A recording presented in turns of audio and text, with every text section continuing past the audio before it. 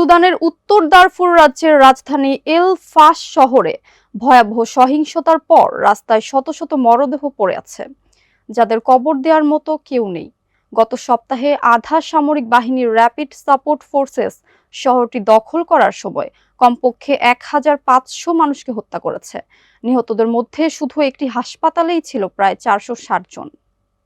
সুদানের উত্তর দারফুর রাজ্যের রাজধানী এল ফ্যাশের শহরে ভয়াবহ সহিংসতার পর রাস্তায় শত মরদেহ পড়ে আছে, যাদের কবর দেওয়ার মতো কেউ নেই। গত সপ্তাহে আধা সামরিক বাহিনীর র্যাপিড সাপোর্ট ফোর্সেস শহরটি দখল করার সময় কমপক্ষে ১,৫০০ মানুষকে হত্যা করেছে। নিহতদের মধ্যে শুধু একটি হাসপাতালেই ছিল প্রায় ৪৬০ জন।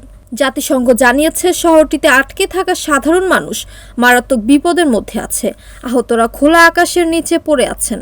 শহর থেকে প্রায় ৩৬,০০০ মানুষ ৭০ কিলোমিটার দূরের তাভিলা শহরে পালিয়ে গেছেন, যেখানে ইতোমধ্যে ৬.৫ লাখেরও বেশি বাস্তুচ্যুত মানুষ আশ্রয় নিয়েছে। ৫ সন্তানের মা হায়াত এএফপিকে জানান, ৭ জন আরএসএফ যোদ্ধা তাদের বাড়ি লুট করেছে এবং তার ১৬ বছর বয়সী ছেলেকে তার সামনেই হত্যা করেছে।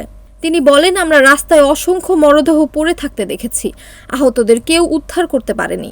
জাতিসংঘের মহাসচিবের মুখপাত্র স্টিফেন ডুজারিক জানিয়েছে, দারফুরে ত্রাণ কার্যক্রম জোরদারের জন্য সেন্ট্রাল ইমার্জেন্সি রেসপন্স ফান্ড থেকে $২০ মিলিয়ন সহায়তা অনুমোদন করা হয়েছে। তিনি বলেন, ৪৫০ জনেরও বেশি রোগী, স্বাস্থ্যকর্মী ও বেসামরিক নাগরিককে হত্যার ঘটনায় তারা গভীরভাবে উদ্বিগ্ন।